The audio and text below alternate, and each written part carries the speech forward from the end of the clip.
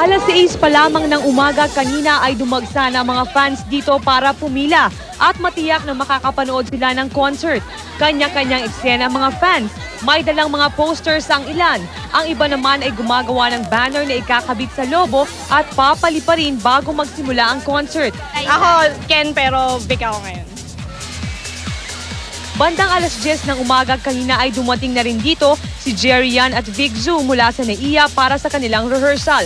Bandang alas 12, pinapasok na ang mga manonood sa loob ng Global City Open Field. Relax na relax sa mga fans dahil nakita nila na mahigpit ang seguridad sa lugar na ito para matiyak ang kanilang kaligtasan.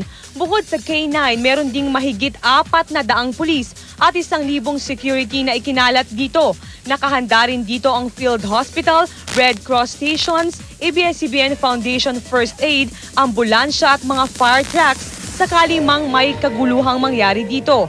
Masaya namang naghintay ang mga fans habang nanonood ng pelikula sa 10 big screen na nakapalibot dito. Si Wachile! Ha? Kasi gwapo niya eh. Bandang alas 8 sinimula na ang concert, pero lalong tumindi ang kasiyahan ng mga manonood nang lumabas na si Vic Zhu o mas kilala sa tawag na Wachile at Jerry Yan o mas kilala sa tawag na Dao Minsu.